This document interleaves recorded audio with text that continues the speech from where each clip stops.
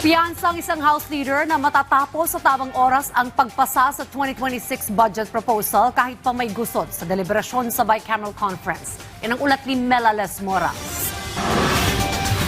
Kumpiyansa si House Committee on Appropriations Chair Micaela Swansing na hindi magkakaroon ng reenacted budget ang bansa sa 2026. Ito ay kahit pa nagkakaaberya sa deliberasyon ng Bicameral Conference Committee o BICAM hinggil sa panukalang pambansang pondo para sa susunod na taon.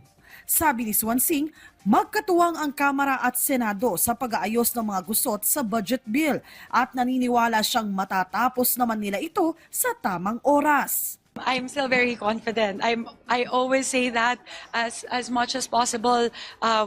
We want to make sure we don't have a reenacted budget. We're solutions-oriented. We want to find solutions to whatever areas of concerns or disagreements there are. So if we're able to resume the BICAM proceedings as soon as possible, that would be best. Kasama sana sa House contingent para sa BICAM si Surigao del Sur 1st District Representative Romeo Momo Sr. Pero nagbitiw siya nitong weekend sa BICAM sa ngalan ng delikadeza.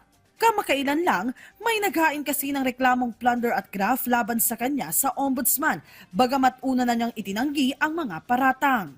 If I will stay there, baka madrag ko pa, di ba, maisama pa sa mga usapan, but mayroon isang membro doon na may pinahil na kaso. But remember, I resigned as member of the BICAM, not because I'm guilty. I would like to correct it. I am guilty, not that I'm guilty, but because gusto ko lang delikadesa nga, ma-insulate. And I want to preserve the integrity of the result of the BICAM discussion.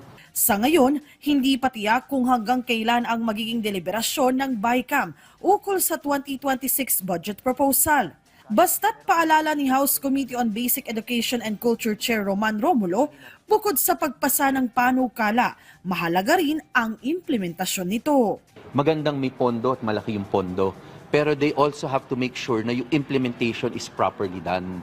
Kasi kung wala rin naman talagang absorptive capacity para ma-implement siya properly, ay sayang yung pondo. Mela Lesmoras para sa Pambansang TV sa Bagong Pilipinas.